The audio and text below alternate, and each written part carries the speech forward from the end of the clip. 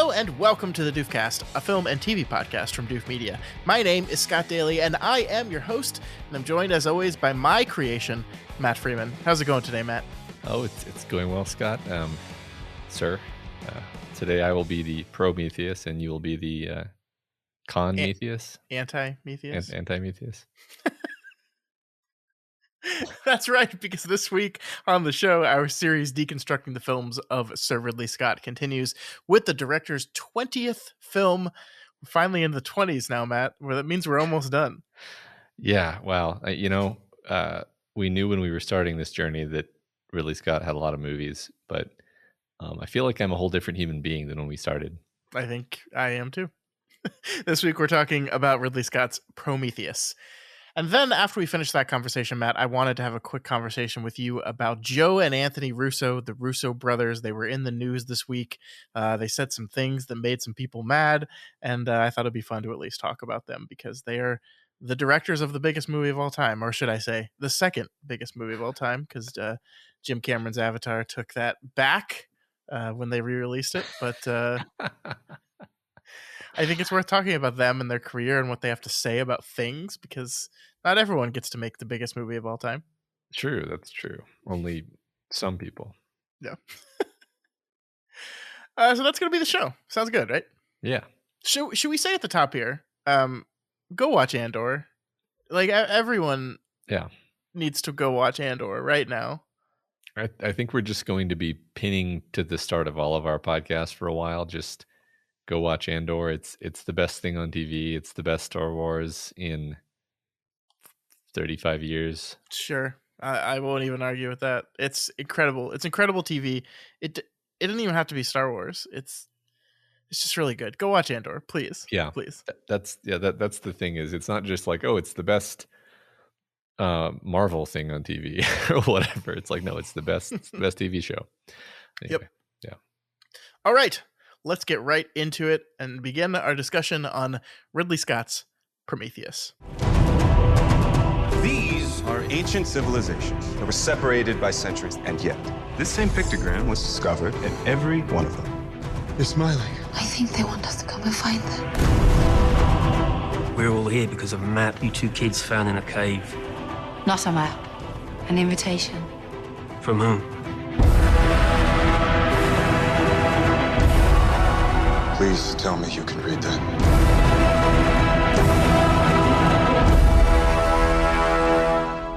Prometheus, are you seeing this? Matt, what is this movie all about? Following clues to the origin of mankind, a team finds a structure on a distant moon, but they soon realize they are not alone. This movie was written by John Spates and Damon Lindelof, Matt's favorite writer ever. It was, of course, directed by Sir Ridley Scott, and it stars a whole bunch of people. We have Noomi Rapace, Logan Marshall Green, Michael Fassbender, Charlize Theron, Idris Elba, and Guy Pearce as well, playing an old man, even though he is not an old man.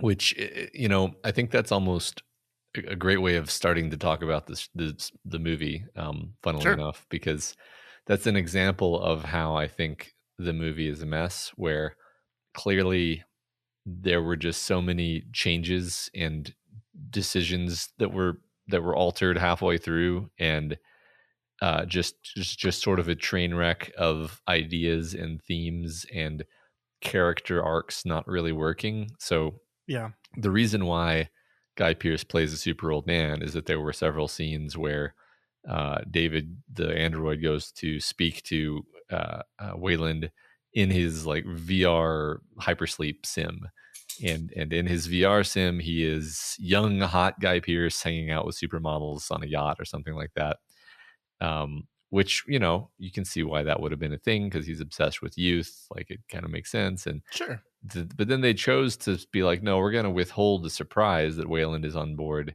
the ship, and so they cut all that out. And the result is like, was it better that we got the surprise that Wayland was on the ship? I didn't really feel anything one way or the other. So yeah. And there's a lot of stuff that kind of feels like that to me. Yeah, man, this movie frustrates me so much, Matt, because it's it's a beautiful movie. Like the one thing coming from last week's Robin Hood into this week's Prometheus, like the one thing I can absolutely say is it really felt like Ridley Scott gave a shit with this one. And I just didn't feel that at all with Robin Hood. Like, I think this is a beautiful movie. I love the costuming. I love the sets. I love the locations. I love the cinematography. There's so much to like about this movie. It's stunning in so many places. And yet, it's so frustrating because I can almost see the form and figure of what would have been a really captivating, fascinating, heady science fiction film that would make me think a lot about, the idea of creation and, where we come from and what it means to search for these answers and why we search for these answers. And the movie just never delivers on it, ever, ever, ever, ever. And I think you're absolutely right that it is the core flaw at the center of this thing.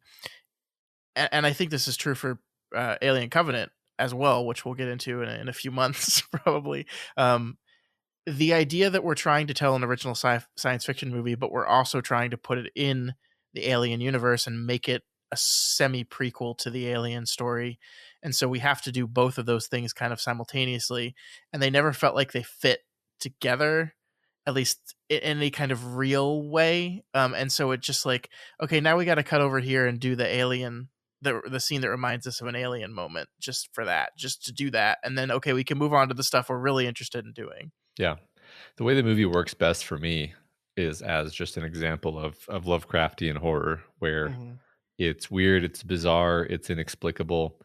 I actually liked some stuff more on this viewing because I just had a different mental lens on it. Like, so for example, I know that you and I used to complain, mutually agreeing that the black goo just doing different random things all of the time was annoying and confusing and like sort of senseless, where you're just like, why would that be?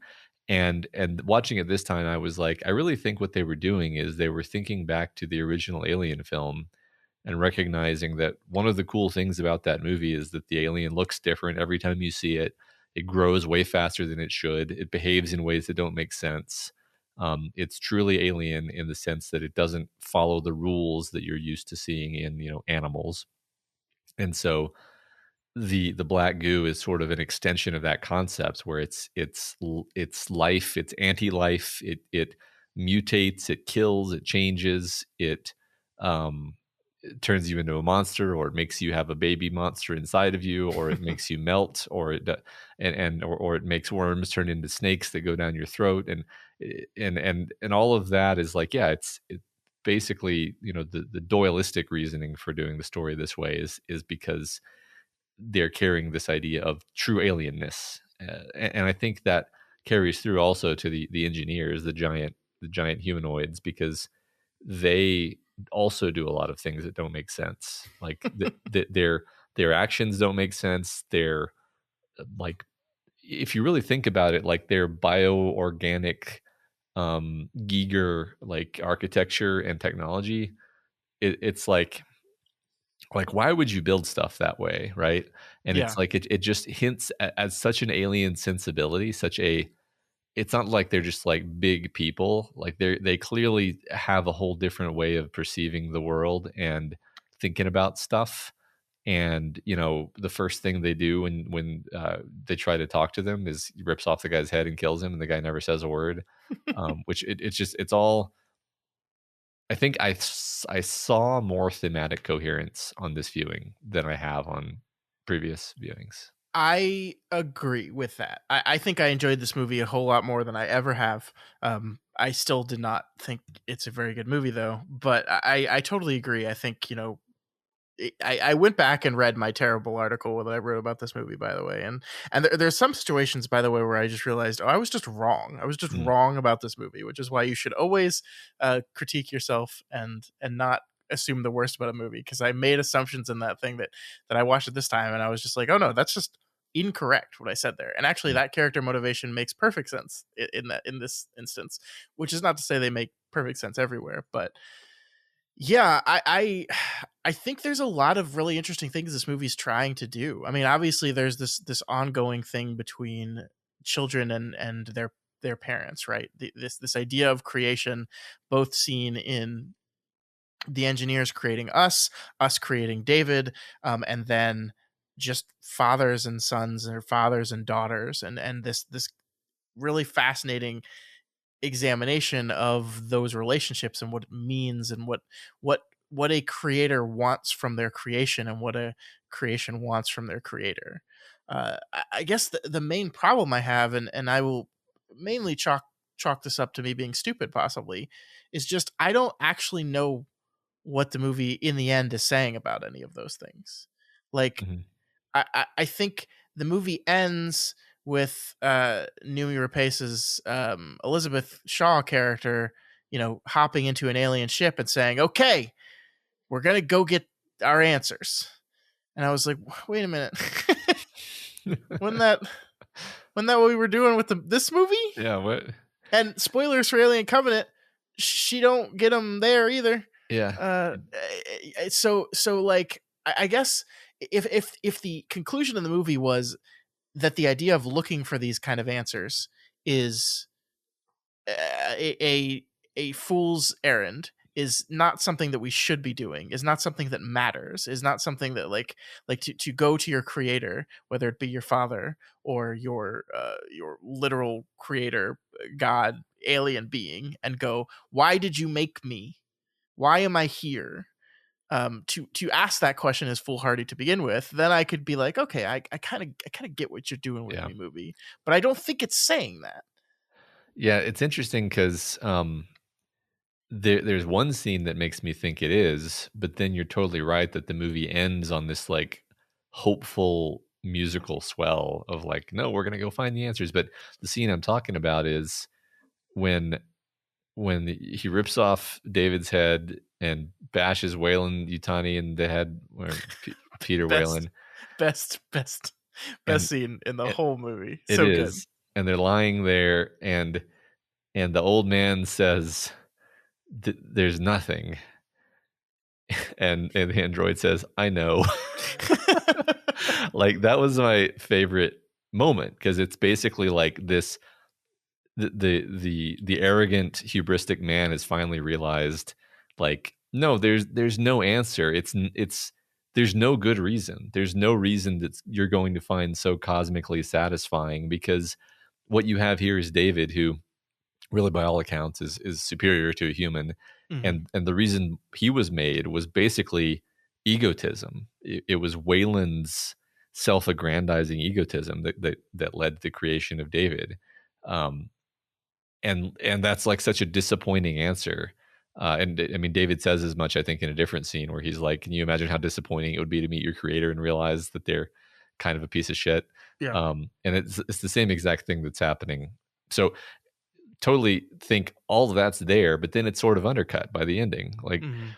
one thing I will say at this point is, like, I'm probably being more generous to this movie now because I have the context of Alien Covenant, and furthermore, I have the context of Raised by Wolves, which while not directed by Ridley Scott, I'm like totally sure has a lot of the same thematic underpinnings, and was Ridley Scott was heavily involved in it. I'm pretty sure he's a producer of it. Yeah, And he is, directed yeah. the first 2 episodes. So like, he's really into Raised by Wolves. You can see the connections between this sort of world and Raised by Wolves, although they're not necessarily in the same world, but they're not necessarily not in the same world.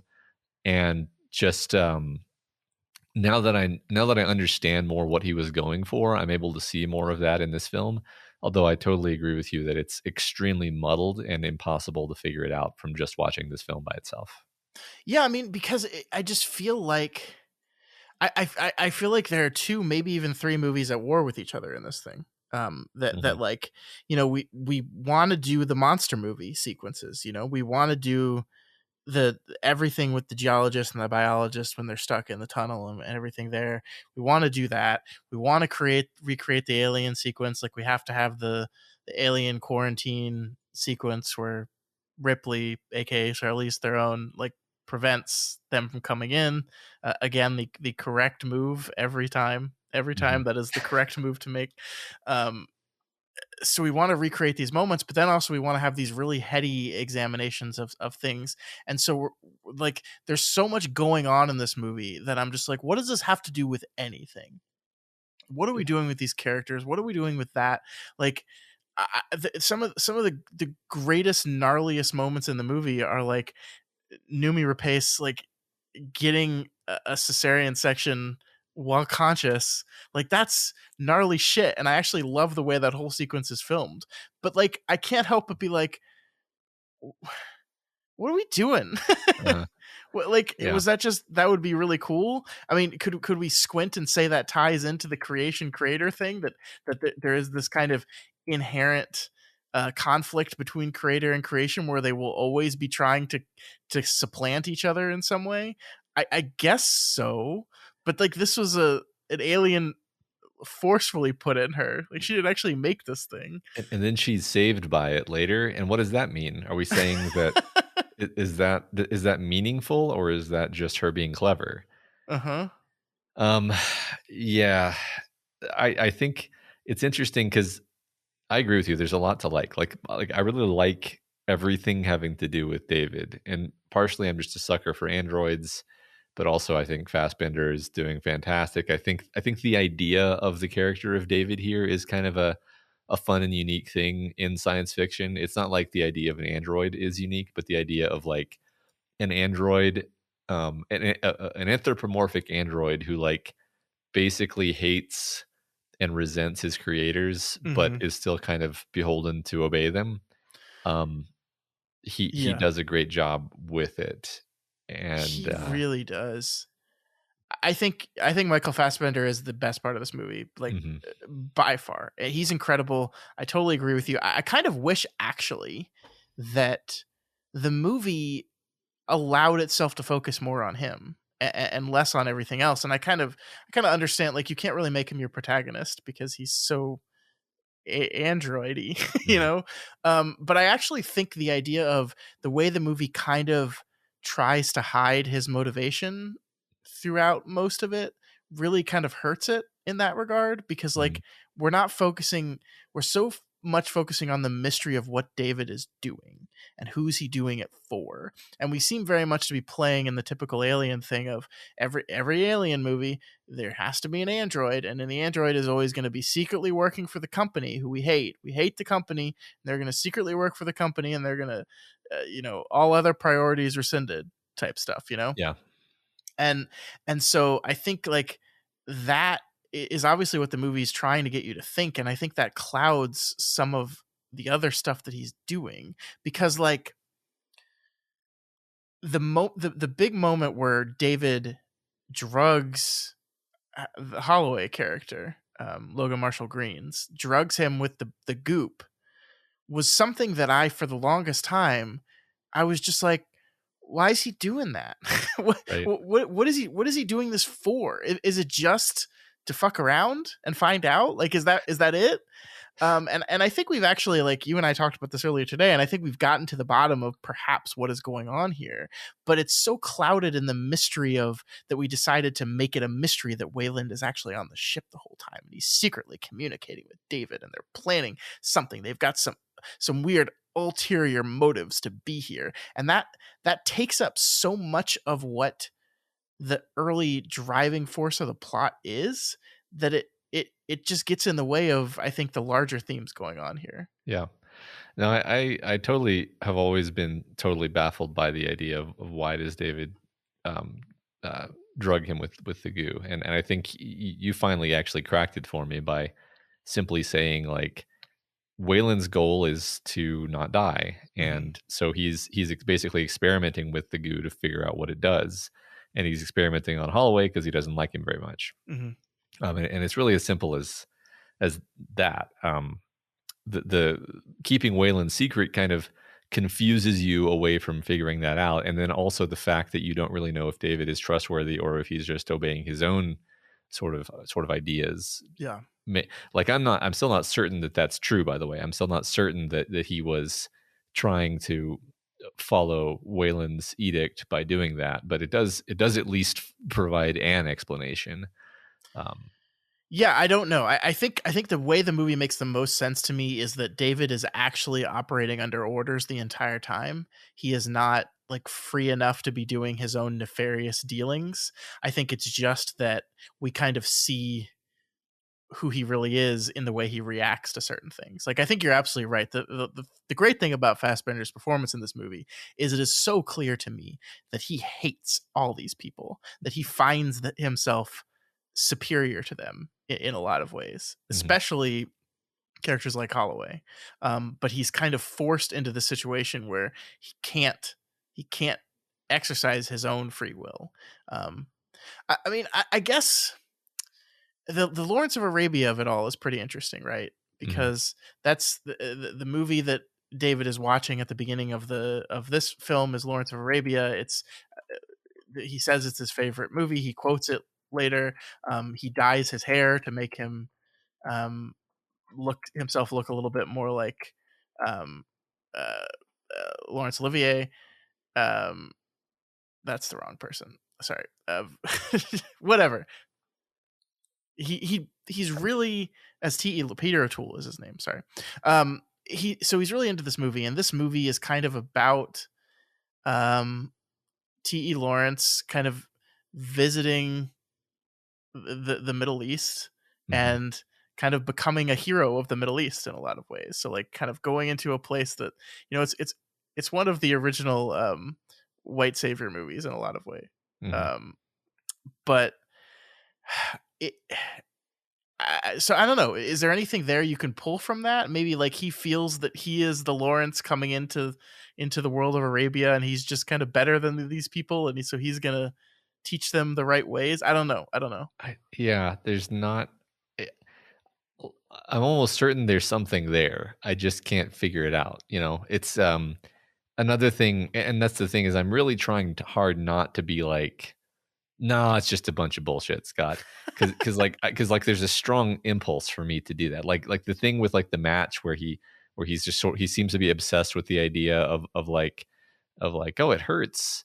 And the guy says, well, the of course it hurts. The trick is not minding that it hurts. And he like he's like muttering this to himself later, right? He's kind of obsessed with this, and it's like, okay, that's cool. That's a cool piece of character background, actually. But what does that have to do? Like, what is that setting up? That's not setting up some later moment where, I mean, what's funny is that sets up a moment in Alien Covenant really well. But I don't think that was intentional, unless of course they really did have a 2-movie plan, in which case, bravo. It's possible that that's the case. Actually, now that I'm thinking about it, I'm realizing that's somewhat likely. That would annoy me if that's the case, because I mean, maybe it is just a classic Alien thing to take one of the survivors from the first movie and then just unceremoniously kill them off in between the movies, which is exactly what they do to Noomi Rapace's character. Yeah, that's true. So maybe that is all intentional, and this was the plan all along. I don't know. The struggle I have with this movie is I don't actually like. I can't give you a clear idea of what I actually would have wanted that would have made the movie like a work 100% for me. It just has so many elements to it, and I just don't feel like the elements ever come together in a super satisfying way. And I think part of that is because, you know, we talked about, I said it was written by John Spates and Damon Lindelof, and this is one of these weird things about Hollywood, is actually it was a script by John Spates that was a Alien prequel. It was a like definitive Alien prequel. It was going to have Alien in the name. We were going to see xenomorphs. This was going to be it. And then I think Lindelof came in with a different idea, and Ridley Scott ended up going with Lindelof's idea, which is why we kind of get this mesh of a film that doesn't really work. And I know you don't really like Damon Lindelof and his writing. I like him a lot more than you do. I am not going to say that this is not a poor script that I think does contain some of the general issues with Lindelof as a writer, but I think he usually overcomes more than he does here. Yeah, I mean, I don't necessarily need to blame it entirely on Lindelof. I think it is just a too many cooks problem. Like, one thing I keep thinking about in this conversation is how Wayland and his whole like I need more life, I'm looking for more life thing, that's like introduced out of nowhere, Mm-hmm. like an hour and 20 minutes into the movie. Yeah. And then it doesn't really it's a thematic element. I'm going to use a music metaphor because the idea of the whole language of theme is sort of a music metaphor in the first place, that you have different, melodic elements in a song, especially like a complicated orchestral piece where you'll hear the theme here and there, and you'll hear, oh, well, that's a modification of the theme, and that's the theme slower, and that's the theme faster, and that's the theme up tempo, and in a higher pitch or transposed or inverted, or all these things. They get so creative with their themes. Mm-hmm. And it's fun when movies do that with the narrative theme. But it becomes a problem when a movie has like 15 different themes for the same reason that when a song has like 15 different themes, you stop even being able to recognize them as themes, and you're just like, this is just chaos. This is just like meandering notes all over the place. Maybe if you're lucky and if you listen to it 10 times, you can pick out like, oh, okay, well that is a repeating theme, that it occurs there, and there. Yeah. But it's so much harder because it like a good clean movie has, maybe one theme and then some subsidiary themes that are related to that theme. Yeah. But this one, it's my problem with this movie has always been, actually, it's tackling like mortality, God, creation, parenthood, love, reproduction. It's like it's just like, okay, like what human themes are not in this movie? Oh, it's all of them. It's just every theme. Okay. Yeah, and I think, you would probably be fair in saying that perhaps the one that it reflects the main idea of the movie would be the one coming from our protagonist, who is Elizabeth Shaw. She is the protagonist of this movie. Mm-hmm.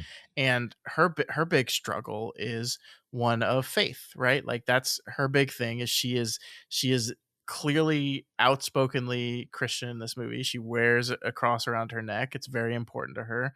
It was gifted to her by her father, and that relationship is very important to her. And one of the things the movie does, very interestingly, I think, actually, is this idea of, okay, we found out that we were not created by God. We found out definitively that we were created by another race of people that are just super intelligent, super smart, and they found a way to manufacture us by, having one of their own drink black goop that takes its DNA back to the basic level and then forms again in somehow it works. And so what does that do to a person that has faith? What does that do to a person that believes in God? And the answer for the Shaw character is, actually, it doesn't do anything definitively, because the first question she has is okay, well, then who created them? And then I think the issue you see here is that this is a like, you just, okay, well, who created them? Who created them? You never get an answer to this question, actually. But I guess to me, the confusing part is like, why was this answer so important to her? Like, we know why Holloway's here, right? He obviously, like, he says very definitively, I wanted to talk to them. I wanted to understand who these people were that made us. I wanted to do that. Is she looking for God? Is she hoping to see God in this or not? And if at the end of the movie she takes her cross back and puts it on, and they make a big deal of, even David saying, even at the end of this, you still have faith, you still believe in God, even at the end of this. And she says, yes, but I also really want to go ask these other people a question. Yeah. Sure. So I just said a lot there, but I guess the answer, the problem is I don't even know if you know what to say to any of that, because it's like, what does this movie have to say about God and faith? No, I don't really know what to say about it, because it's one of those things where it's asking, it's causing us to ask questions and think about things, which I don't particularly mind, and it's not providing answers. And I'm kind of okay with a movie where the point of it is not to answer, timeless questions of existence, but rather just to show characters confronting them and struggling with them. That's totally fine. It just didn't. I don't think it really did that, or at least it didn't do that in a way that made me really feel anything. Like one, just for example, I mean, Shaw never really wavers in her faith, despite the fact that she goes through this horrific ordeal. Yeah. And that's so it makes you, David asks the question, like, I mean, he doesn't literally say it, but I guess we sort of ask the question, like, doesn't this contradict the teachings of Christian scripture pretty directly? and then for the character just to be like, I don't care, this is what I choose to believe. I'm like, Yeah. wow, that's like the most hollow, uninspiring possible response to that. Wouldn't it be so me. much more interesting to see her struggle with that faith? Yeah. Like to see her struggle with that idea, to see her, realizing that, it's one thing to have this theory. It's another to find the theory proven correctly and what that does to her and her belief system and how that challenges her and her, obviously her love for her father who passed away terribly, and how, she believes he's in heaven because she believes in God, and what does this mean? But we don't really ever see her struggling with that. The only really struggle we see her actually have is with the idea that she cannot have children, right? That is one thing the movie kind of introduces to us along this parent-child dynamic, is this idea that she cannot have children. She's not capable of reproducing. And so, and in the ways that makes her feel inhuman, which is interesting, because then she's meeting a race that is capable of creating all life, which is really fascinating. But what is her reaction to her reaction to that is, oh, she meets that creation and that creation impregnates her, and she's immediately like, for a completely logical, rational way, one says, I want to get this thing out of me immediately, take it out of me. She gets it out of her, and then we don't really do anything with it. And it's just, I don't know, it makes me feel like I'm stupid at times, and like that maybe there's some clear, really obvious narrative thread tying all this together into a beautiful bow that I could be like, yes, of course, it's X, and once you understand X, the whole movie unlocks itself. I just don't think that's here. Yeah, I really don't.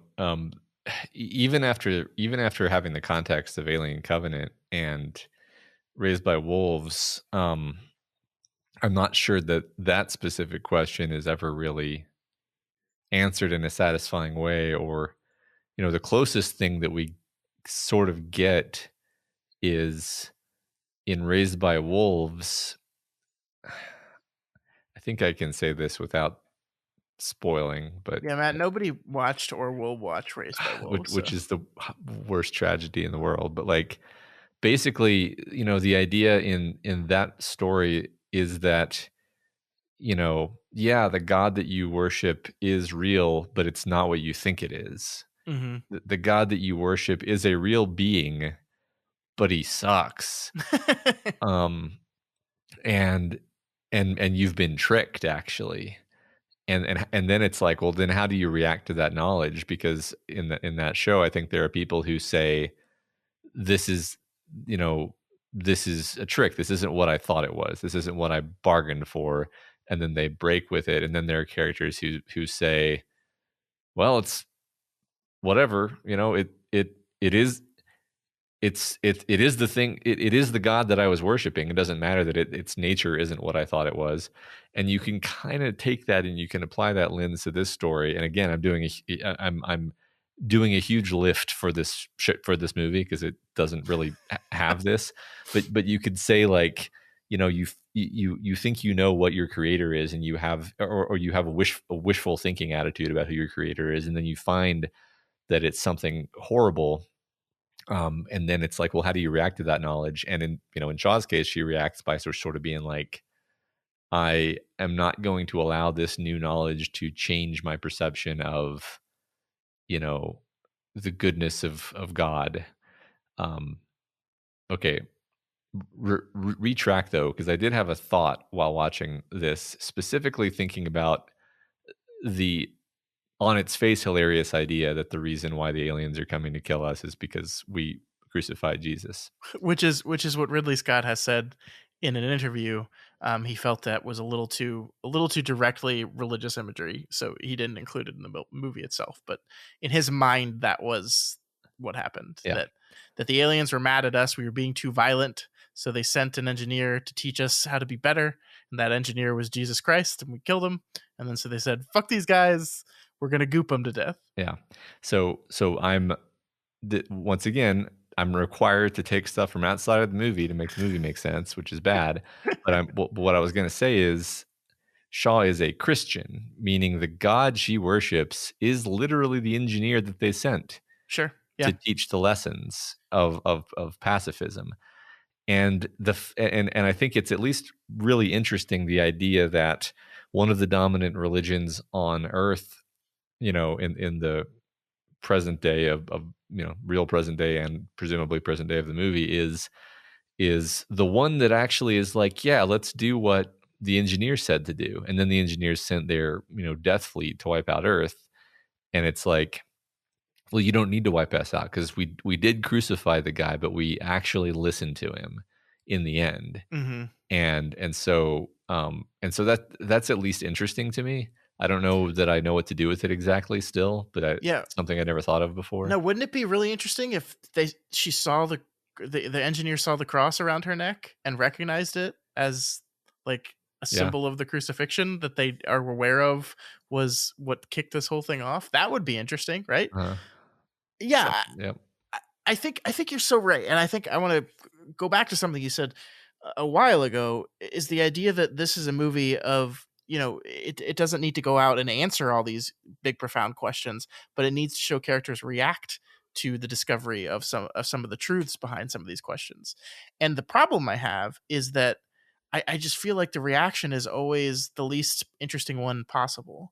Like one of the things that used to bug me about this movie a lot, that stopped bugging me on this view, was how Logan Marshall Green's character reacts to the news that all the engineers are dead. So he's the guy, this was his theory, this was his baby all along. He gets to the planet, he finds that his theory is 100% correct, but all the engineers are dead, and he just is a little asshole about it. He just decides to be miserable and drunk because he wanted to talk to them. And I used to hate that because the rational part of my brain was like, there's no way a scientist would not be fucking ecstatic about this treasure trove of information they just found in the first half hour at arriving at this planet that proves his theory 100% correct. They'd be totally ecstatic. But I actually really like this now because it's a reaction to the events that are happening. It's a guy being driven by something and finding out that the thing he was driven by, not that it wasn't accurate, but he's not going to get what he wanted out of it. And he's disappointed, and he has a feeling there. He struggles with it, and nobody else in this movie does that. Mm-hmm. Nobody else, none of the other characters react to any of this going on at all, ever. Yeah, there's a marked lack of sort of having the proper reaction to the Lovecraftian nightmare scenario that they find themselves in. Just across the board, the performances are like very detached. I mean, one other thing I could say about that is I once again, I'm going to reach for the greater, Covenant plus Raised by Wolves universe, where all of these things treat humans as pretty flawed and stupid creatures, who very often do stupid, self-destructive things. So a lot of the behavior, like Holloway being like a pitiful jerk, and the biologist and the geologist getting lost in the structure and then getting themselves killed, like these are totally in keeping with those other stories where it's like, oh, like this is a story about sort of hubris and human fallibility and frailty and stupidity. So like getting yourself into situations where you're not just out of your depth, you're like the depth is like the endless gaping maw of Lovecraftian horror, and you don't even and you think it's a cute little snake that you just found. that's in keeping with the whole vibe of this franchise, I think. I suppose, but that one bothers me way more than the Holloway one does. It bothered me less this time, I'll say that, but it's still dumb, and I still think that it doesn't like work as a scene. It doesn't bother me for a broad reason of like you should be aware of how that's a bad idea. It bothers me acutely because in the scene prior to this one, the whole reason that these two men are left behind in the place is because they got scared and said, fuck this, we're going back. So like it's been established by the movie that these two are like the overly cautious scared ones that are going to jump at the first creepy thing they see. And yet giant snake monster. Oh, it's so beautiful. Oh, I'll touch it. It will open its clearly cobra shaped appendages. Oh, it's happy to see me. So yeah.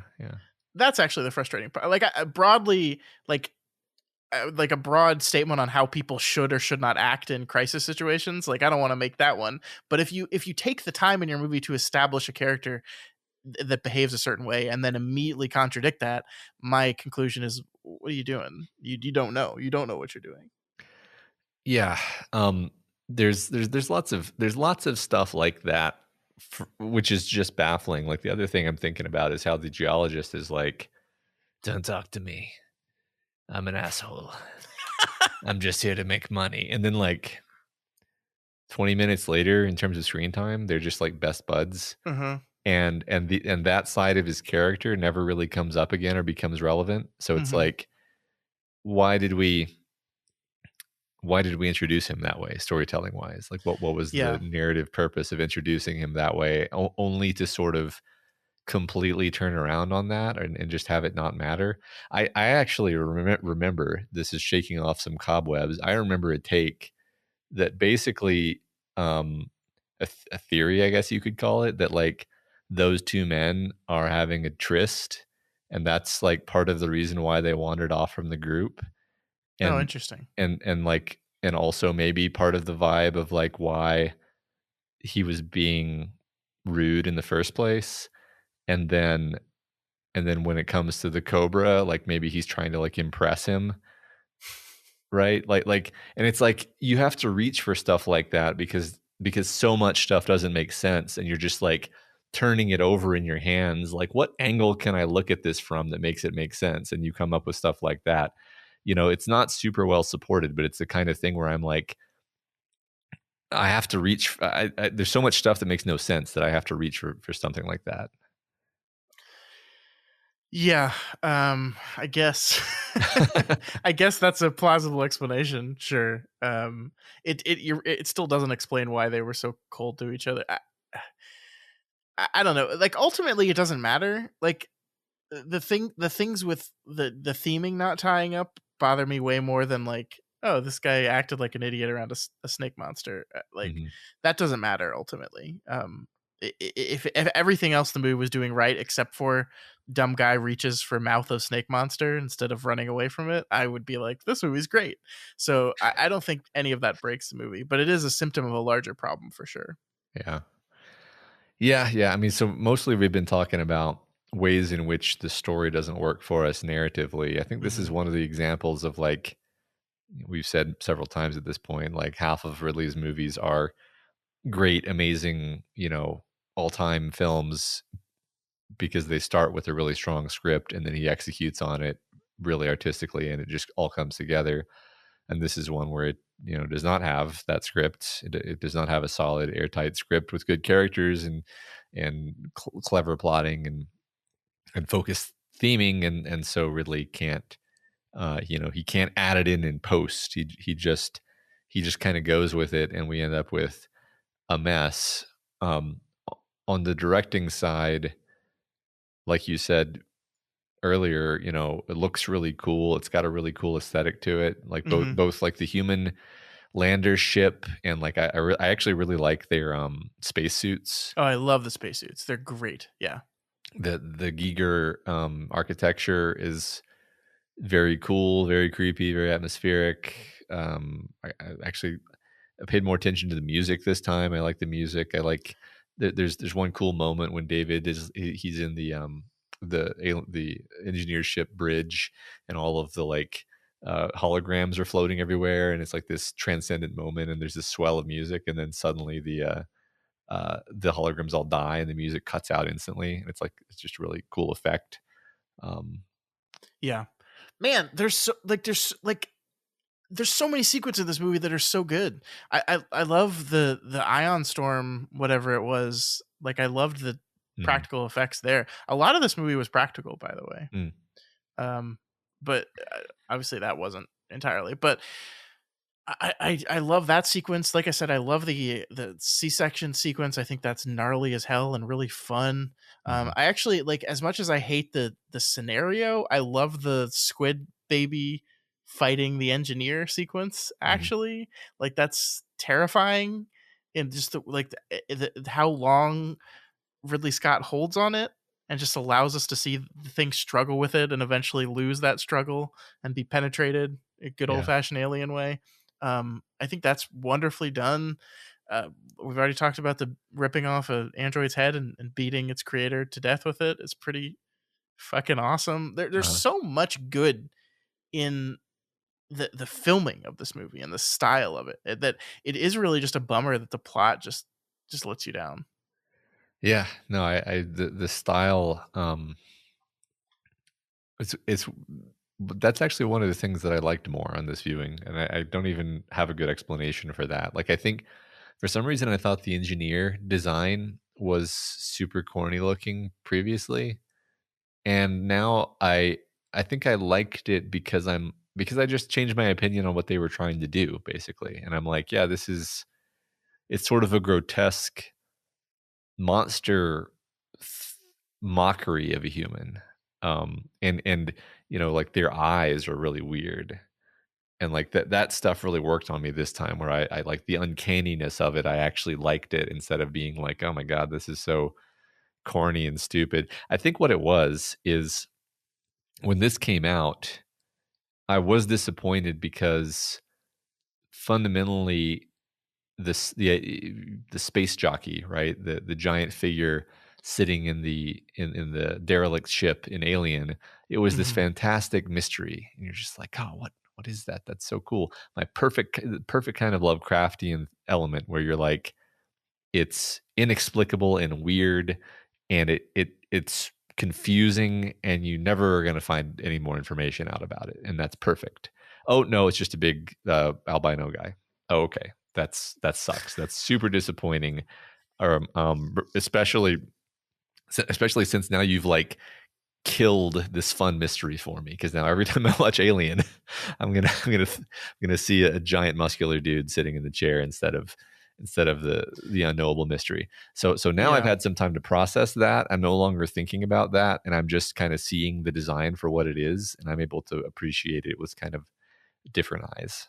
It is fun to see them look like us, but bigger and creepier, right? Like, I think that is a fun idea. But yeah, I mean, I think part of the problem is just the idea of this movie, and answering the question of what is the space jockey was not a question that needed to be answered in the first place.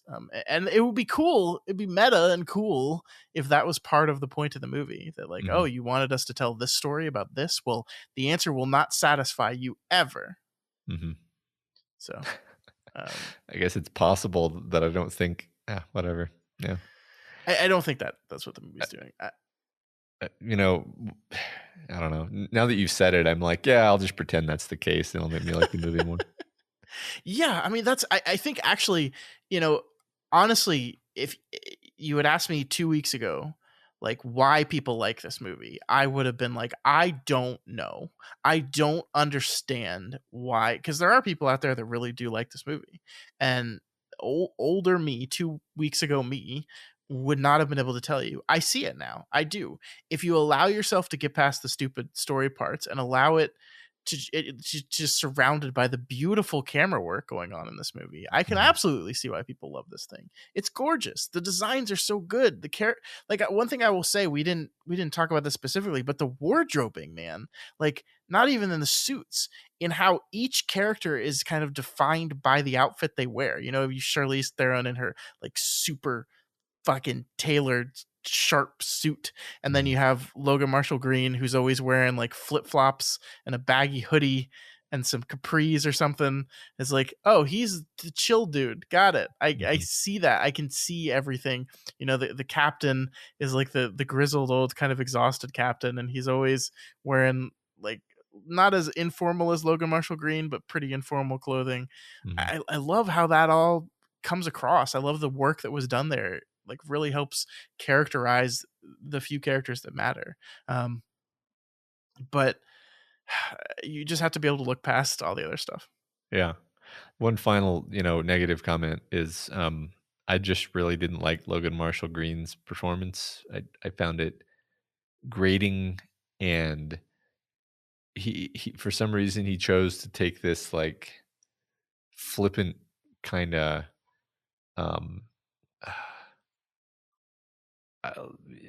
detached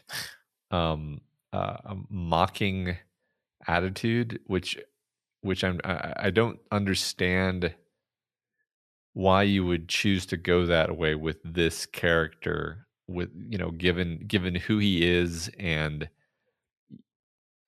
it makes no sense, and it just doesn't make sense at all.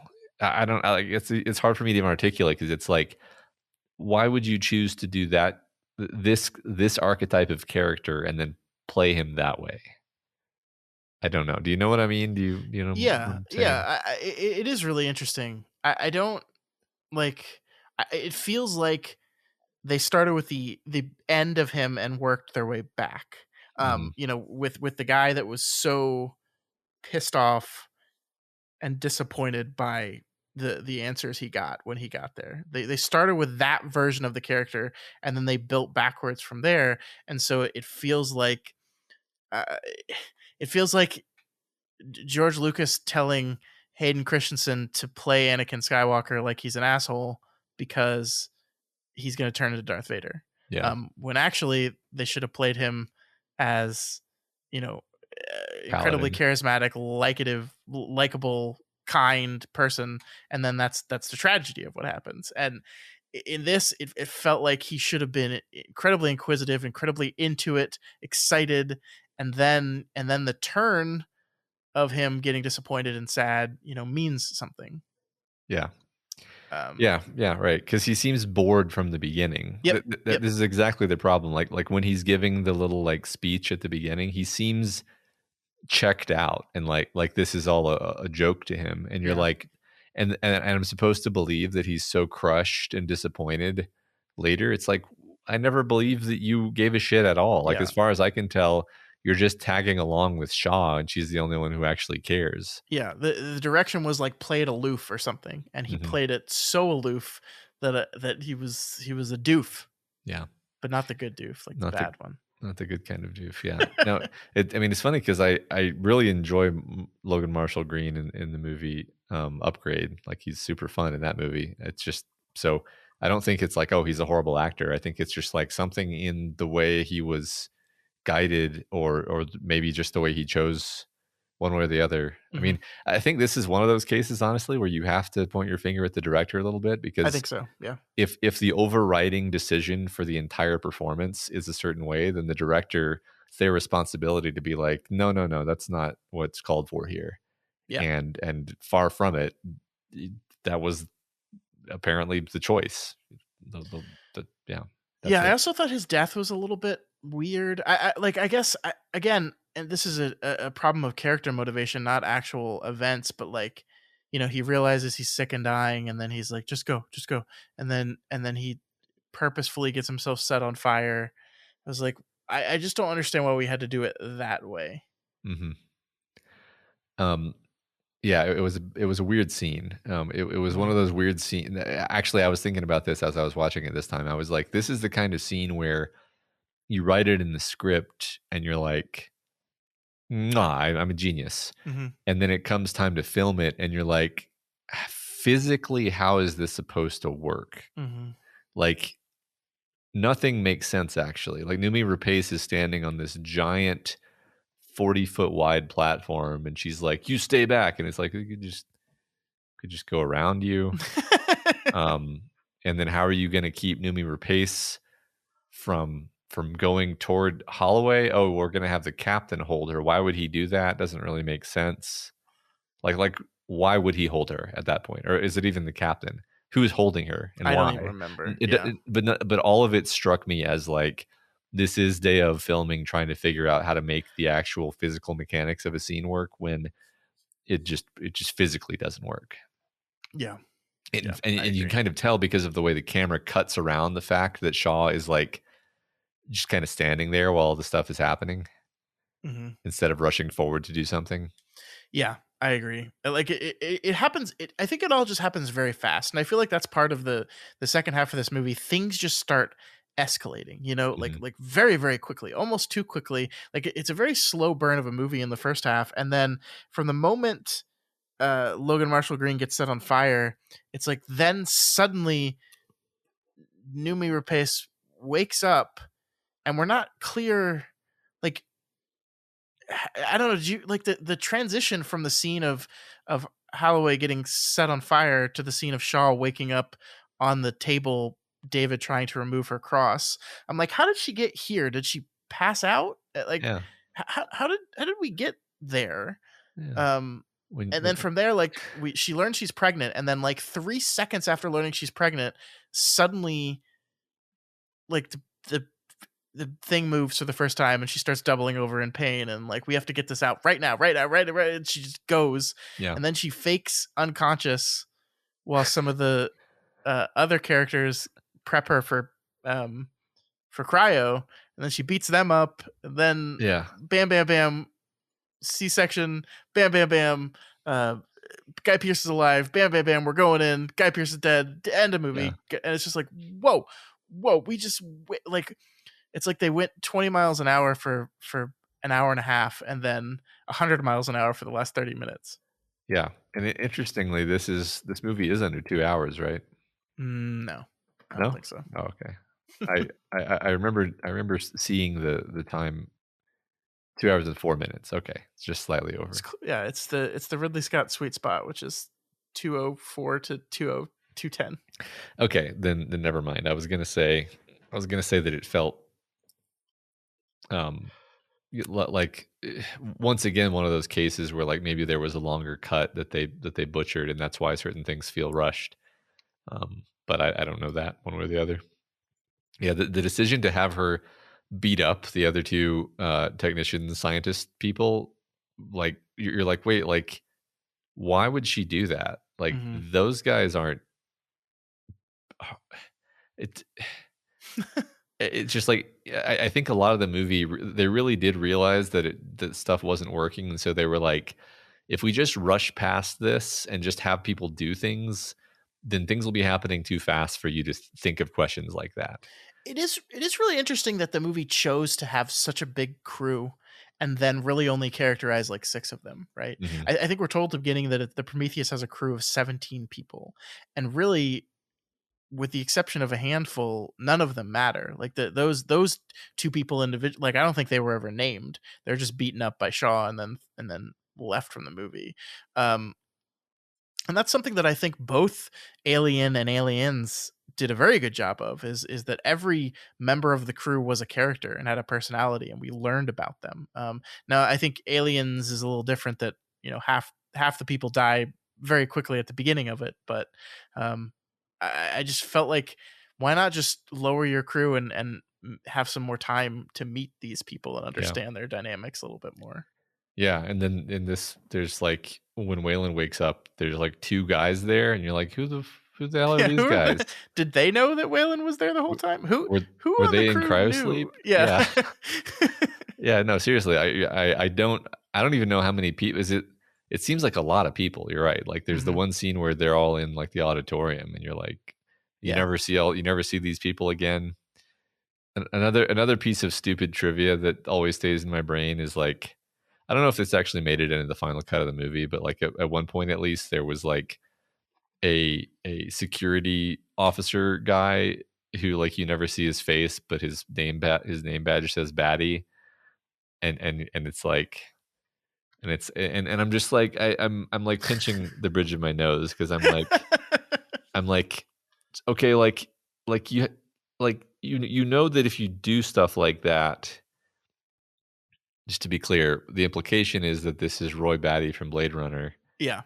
But he's on the Prometheus, and we know that nobody except Shaw survives.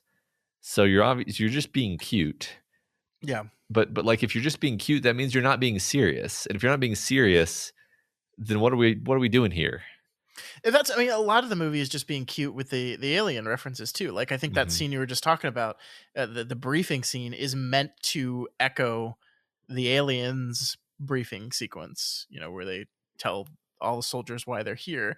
I think it's a really fascinating choice to make the crew of the Prometheus completely unaware of why they're going to a place until they get there. I think in a military type organization, I think that makes more sense, right? Because they're military grunts. They're going to go where you tell them to, and then you don't have to explain to them what they're doing there until they get there. But in this like science vessel type thing, like, did the geologist really not know why he was going to this planet? Like, I don't know. Like, just weird choices like this that confuse. No, you're right. Like when you're hiring somebody specifically for a sort of xenoarchaeology mission, you would want to get a specific sort of geologist. But if you were just like why does that guy think he's going there? Just to go look at a different planet's geology? Okay. I guess. Yeah, I mean, that's probably a job in the future, right? But sure. I don't know, man. I don't know why anything in this movie. Are we supposed Okay, so they still have the slogan "Building Better Worlds," the Wayland Corporation, right? Which is their very cute terraforming slogan. Is terraforming a thing that's occurring in this movie? Is that something that the corporation's already doing, or is that not a future version? How have they discovered alien life on other planets yet? Is this the first alien life we've ever discovered, or not? I don't know. You know, to be fair, we don't know a lot of that information in Alien or Aliens either. Like there's true, but and I don't know, Scott. I don't know. No, you're totally completely fair. But I think it matters. I actually I think you're right that it matters more in this movie. Yeah. Because in Aliens, it's clear that the Marines have never faced anything like this. In Alien, it's clear that it's like it doesn't matter if they're aware of other aliens or not. The point is, this thing is a nightmare. Right. And in this movie, it doesn't particularly matter if they found other planets that have life, because it's like this is not the same thing. This is weird. This is Lovecraftian and weird. I think that's fair. No, I think I retract my complaint. Okay. There we go. One good thing about this movie. No, I mean, I think ultimately this is better than Robin Hood. You can put that on the tin. So much better than Robin Hood. I do think it's like Ridley's best impulses and his worst impulses all rolled into one. This is actually like, I'm so glad you brought up Raised by Wolves, Matt, because like the reason I did not enjoy Raised by Wolves is how much it reminds me of this movie. How much the convoluted, uncertain, confused, what are we doing here nature that I felt the entire time I was watching that show. Sure. Just to briefly explain why I see it as different is that I think that show is focusing much more on character, whereas this movie doesn't have characters, as we discussed. Sure. I know that's definitely fair. And it's also focusing much more on the specific theme surrounding the androids, which I think is the best stuff that's in any of these movies. Like we just talked about, like the best part of this movie is David. Yeah, the androids are the main characters in Raised by Wolves, for sure. And then I actually think that Raised by Wolves becomes weaker as it verges into God-related stuff. with some caveats, that I actually really like the two characters who are in the God plotline. I didn't get that far. Oh, interesting. Okay. Well, I mean, I have characters that believe in God, but they haven't met any gods yet. No, I'm not. No, I didn't mean that they meet gods. I just mean the two characters who are the Mithraic characters, basically. Sure. Yeah. Anyway, that's fundamentally, it's just like the way to make Matt like a thing is to make it have good characters, and this doesn't do that. So yeah, like I never cared about Shaw at all, to be honest, not for a minute. Which, I always cared about Ripley. Didn't care about Shaw. I didn't either. I just didn't, and I didn't care when Holloway died. I didn't care when any of these people died. Mm-hmm. When the one guy, the geologist, shows up again, and he's like he's like bent over weird, which is sufficiently creepy. Like I like that design, actually, of him being a monster person, but man, I just didn't care about him. And then he kills so many people. He kills like 6 people, and I don't know who any of those people are. Yeah, no, you're right. I don't know. I feel like I'm leaving this conversation feeling like I was unfair to this movie, but just the experience of watching it is one of like, oh my God, that's so pretty. Oh my God, I love that. Why? Yeah. No, I agree. I mean, I low key, if they made a movie every year that was just a crew of explorers find something weird on a planet, and they just made one of those every year, I would go see all of them. I'm a sucker for the premise, and so the fact that I'm so off put by this movie is a huge strike against it, because I would have forgiven quite a lot of bullshit, honestly, but there was just too much. Yeah, I agree. Ultimately, a failure, I think. I'm really curious, actually, to go to Alien Covenant, which I think I remember a movie I liked less than this. So I'm really curious to see how that turns out when we eventually get there.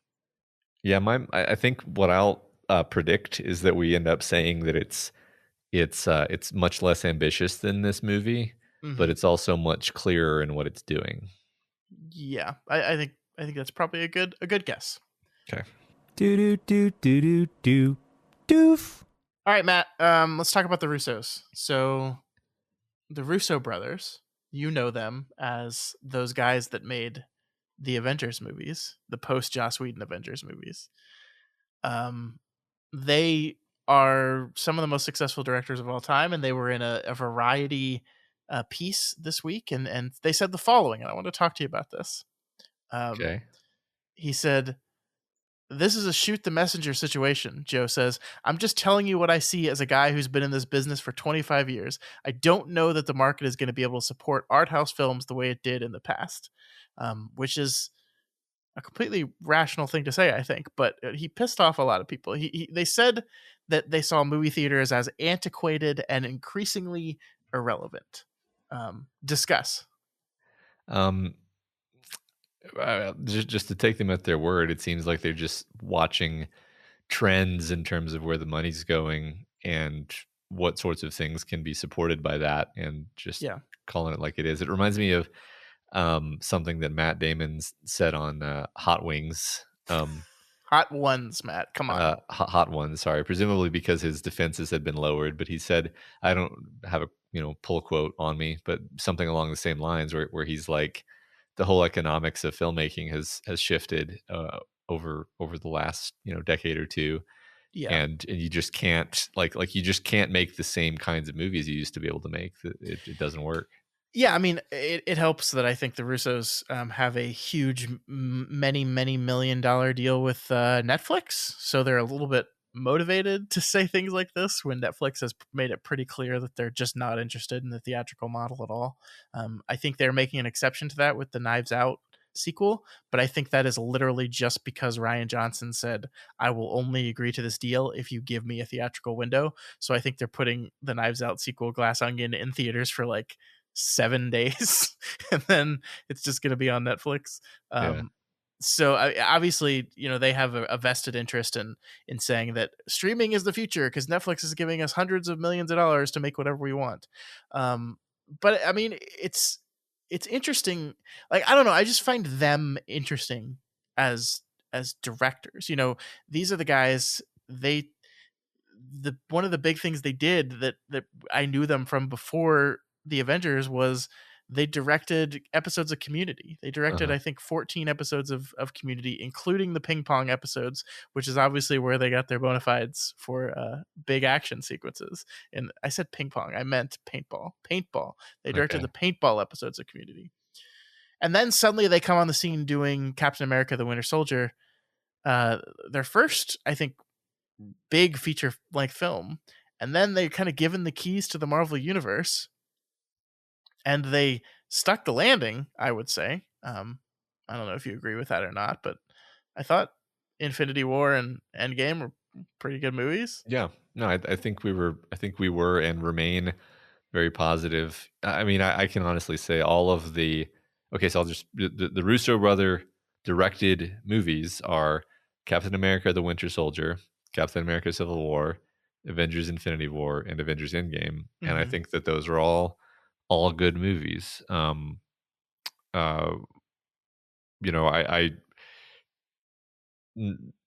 think I have my nitpicks here and there about them, but I think that these are some of the best of the MCU, phase whatever movies, honestly. Yeah, and this is why it's so fascinating to me, because since then they have gone on. Obviously, they signed this huge deal with Netflix, and the movies they've made since then have been a movie called Extraction. I don't think they were the directors on this one, but they produced it. That was the did you watch this one? That was the Chris Hemsworth film, kicking people's asses for 2 hours. Yeah. They made 21 Bridges, another one where I think they produced but did not direct. This was a Chadwick Boseman cop action film taking place in New York. They made Cherry, which is a Tom Holland story of a heroin addict that was not a good movie, Matt. This was a bad movie. It came out last year.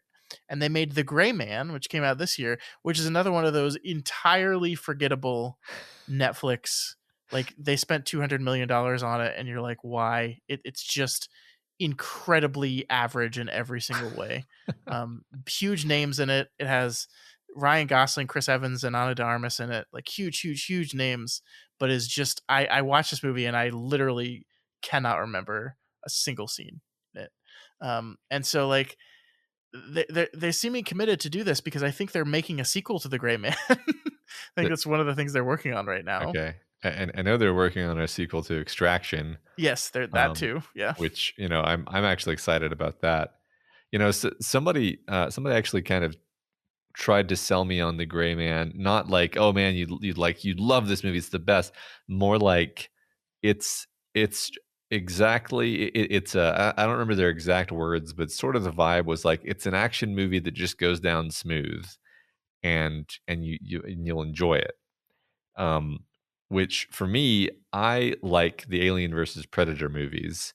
I like the Jean-Claude Van Damme super soldier movies where he just kicks people's asses. So like I'm willing to actually turn my brain off and watch an action movie. So I say this not having seen The Gray Man and having no idea what I'm talking about, but maybe that they're like, that's part of the strategy with streaming is like you kind of want to have like good enough quality action fare that isn't trying to win an Oscar, and that's like the objective. Is this possible? Do you know what I mean, or am I just totally off base here?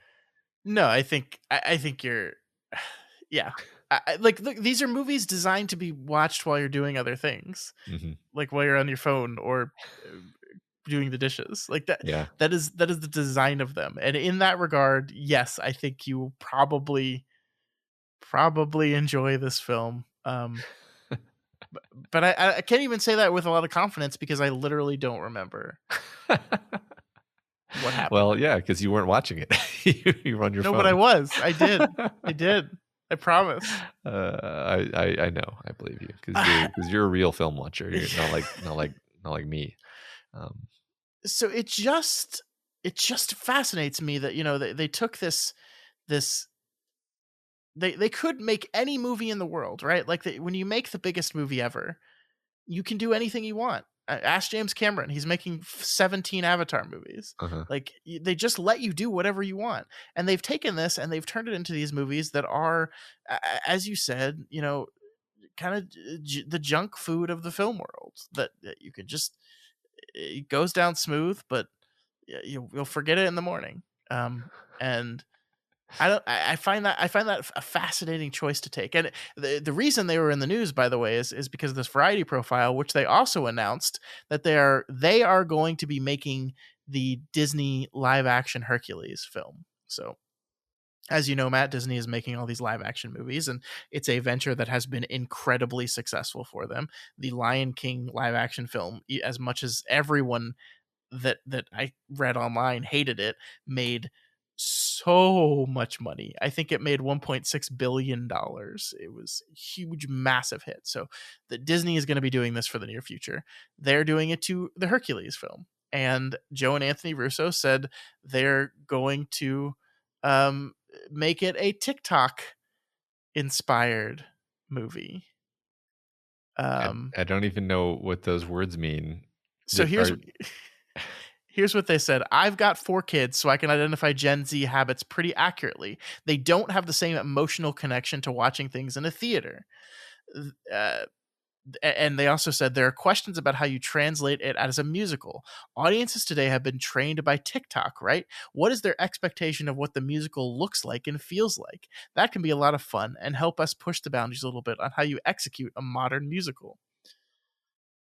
So, like, 30 seconds long? I look, what does that mean? I think it means in somebody's bedroom. No, I don't know what that means. I mean, I'm sure they are thinking about this more smartly than I am in 30 seconds sitting here. But part of me is like, the reason TikTok is the way TikTok is because of the limitations of the format and the restrictions placed on it. And like what I want to see when I go to a Disney movie, like You Ain't Never Got a Friend Like Me is taking full advantage of the medium of animation and film, right? Yeah. And I'm like, I feel like I feel like moving in the direction of TikTok from that starting point is just gonna lose. I mean, the Hercules movie is actually really cool because the cartoon, because like they made some really interesting and creative choices with how they were gonna do the the musical sequences actually for that particular movie, and I liked it. Actually, I like that movie. It's good. Yeah. I don't know. This reminds me of Quibi, Yeah. where some people with a lot of money said, you know what people like doing on their TikToks and their Instagrams? They like watching short videos. So let's just make a short video television streaming service. And turns out, no. Turns out what people like doing is watching short dancing videos on their TikTok, but also watching a television show on their TV. They can do both things, and you don't have to have one thing that is both of those things. So this idea that we have to make a Disney musical more TikTok-y because kids like TikTok is stupid, because we can watch movie musicals and also watch TikTok. Yeah. I mean, kids also like sugar, like you can't, like, I actually think you shouldn't just give people what they are addicted to, Yeah. and be like, yeah. And I want to be clear here. I think there's an enormous amount of creativity that happens on TikTok. I don't want to make this like an anti-TikTok thing. I'm not the right generation for this, so I don't use it. And I get it though. Like I get it. Like there's people that are making music on TikTok. There's people that are doing criticism on TikTok. There's people that are making art, and it's really, really cool that kids have an outlet for that. It's really cool. Sure. But this idea of, oh, we got to capture Generation Z by making something more TikTok-y is just, I mean, the Fortnite movie's coming, right? Like that's what's going to happen. Yeah, for sure. Although the funny thing about that is that would be hard to do because they're going to have to pay everybody and their dog for the IP to put in the movie because they That's already. true. But Because anyway, that's what Fortnite is. It's an IP amalgamation. Yeah. No, I don't. I don't know. I mean, I don't know. I think this has always been happening. Like the olds have always been watching what the youngs have been doing and being like, how do we monetize that and trick them into into giving us money for this thing that we obviously don't really understand, because that's one thing that's I don't know. I haven't really articulated this to myself yet, but like it is interesting for me to look at my kids kind of and the way they interact with video games and media and kind of be like, I grew up on TV and on computers, but I don't really understand the way they see it. And it's because they grew up in a different world than I did. And I grew up in a different world than my parents did. And you can never, it's like a foreign country. In some ways it's more different than a foreign country. And your kids are sort of from a different place and time than you are, and you're never really going to understand it. And that's been a bit shocking to me because I'm like, well, I spend a lot of time on YouTube too. What's so different about it? And it's like, well, what's different is you didn't grow up on it. It's actually it is actually different. That's the one bit of their quote saying like, I have 4 kids, so I understand what Gen Z is thinking about. And I was like, I don't think so. I think it's part of the deal that your parents don't quite understand you and the way you see things and why you like things and et cetera, et cetera, et cetera. Like I just think that's part of it. And yeah, I think there's always going to be the previous generation is trying to understand and they're just not going to be able to. And then that generation grows up and they do the same with theirs. I don't know. I'm so fascinated by the Russos. Like, the thing is, just like our rock conversation a couple weeks ago or last week, actually, I think it was, like they're making gobs of money. So it's not like they're doing anything. They're making any poor decisions from a career perspective, right? They're making so much money. But I'm just kind of endlessly fascinated by the ways in which our media interacts and intersects these days. And the idea of, oh, the Hercules musical needs to be more like TikTok because kids today don't understand the normal theatrical movie musical. Like, I don't know if that's true. Yeah, I guess my last comment on this is like it kind of vaguely reminds me of the I forget the creator behind this stuff, but like the aesthetic sort of behind Mitchell's versus the Machines and the Lego Movie, where it's like this frenetic visual. It's Lord and Miller. The Lord and Miller visual aesthetic is what I'll call it, where it's like just continually cranking up the like amount of shit happening on the screen per second knob until it breaks off.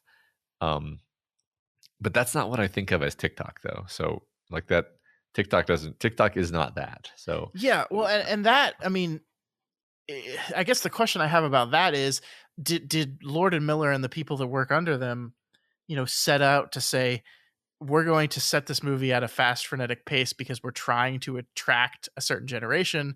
Or did they just make a movie with that sensibility? And the reason why it got successful and was beloved, especially by that generation, is because that's the type of media they tend to enjoy. I think, yeah, I mean, I actually just think it's like we would have enjoyed the Lego Movie if it came out when we were kids too. It's I think that the reason why so much stuff is happening on the screen all the time is because they can. Sure. Animation was actually harder, when we were kids. Yeah. Um, So yeah, I mean, it's like it's a chicken and egg situation, and I think the mistake is chasing the egg. yeah. Just make the movie, like, the idea of constantly chasing this. Oh, what is the current generation like? I mean, I understand, like, it's a business and they're trying to attract as many eyes to the thing they're making as possible to make the maximum amount of money. I totally get that, but I think the idea of setting out to make a TikTok musical, and look, it is very possible that, like, this whole thing's overblown and it was like a throwaway line that they weren't actually thinking about. It's like, I need to explain, like, what my goal with this musical is, and that's the easiest thing to reach for, and then it gets put in a headline, and then a bunch of people talk about it like we're doing, blowing it out of proportion. Very possible. Yeah. I do think this conversation might age poorly. We'll see though. When we go see the Hercules musical and love it. Yeah. Or just like the TikTok comment is meaningless. Sure. It is interesting. My kids are not actually Generation Z. Do you know what the current generation is called? I did not know. What is it called? It's Generation Alpha. What does that mean? I don't know, man. I just Googled it because I was like, I was just Googling, like, what is Gen Z? And yeah, there you go. Generation Alpha. You heard it here first. And also, you're trusting Wikipedia. So. I can't wait for my son to learn he's Gen Alpha. Yeah. That's great. All right. I think that's it for today. Anything else you wanted to talk about? Do we want to just reiterate? Go watch Andor. Yeah. It's way better than Prometheus and the Russos. Yeah. Go watch Andor. And like, it's one of those shows where if you watch, I would say the first 2 episodes, you will just binge it from that point on because you will be enjoying it so much. It's not something you're going to have to like treat like homework. This week, Matt learned that Andor comes out on Wednesday, not Friday. I did. And then I stayed up till midnight watching Andor, consequently. And that, like, for most people out there, you're like, oh, that's not that big of a deal. For Matt, to stay up to midnight watching something, pretty big deal. That is way past my bedtime, folks. Yeah. All right. That's all we're going to have for you this week. Like we said, if you have any opinions about Prometheus, I think we did a pretty good job talking about it. I don't know. I'm very mixed on how we did or how I did talking about that movie, but let us know. You can reach out to us via email at doofmedia@gmail.com or on Twitter @doofmedia. You can, of course, always go to our subreddit r/doofmedia and find a thread for this episode and talk to us about what you think. Yeah. If you're not already subscribed to the Doofcast, we encourage you to do so and ensure you never miss an episode. You can find us on Apple Podcasts, Stitcher, YouTube, Google Play, and pretty much anywhere else podcasts can be found. If you like what we do here and want to support us, consider becoming a patron of Doof Media. You can head on over to patreon.com/Doof Media, where you will right this very minute, find a poll for our Doof Canon episode for this month. We are trying to decide what movie we're going to be talking about on next week's episode. That poll is currently running. And if you become a patron, you can help decide. There's 4 movies in there. The one in the lead right now is The Thing. So that might be what we're talking about next week, Matt. But you folks can help us figure it out. Awesome. Can't wait to find out. Also, please consider giving us a rating and review over on Apple Podcast. Every review really does help us get more exposure and introduces new people to the content that we make here. That is right. That's going to do it for us this week. I think it's going to be The Thing. Well, I was looking at the vote to see how it is right now as we record. It's looking like The Thing is going to pull away and win. So next week we will be doing a canon episode either way, but it seems like it's going to be about The Thing, which is very exciting. A sci-fi movie we did like, Matt, to combat the sci-fi movie we didn't. I do love that movie. Can't wait to talk about it if that's the one. We'll see you next week.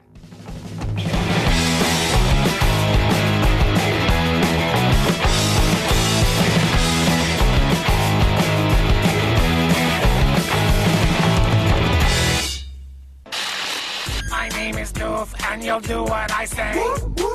My name is Doof, and you'll do what I say.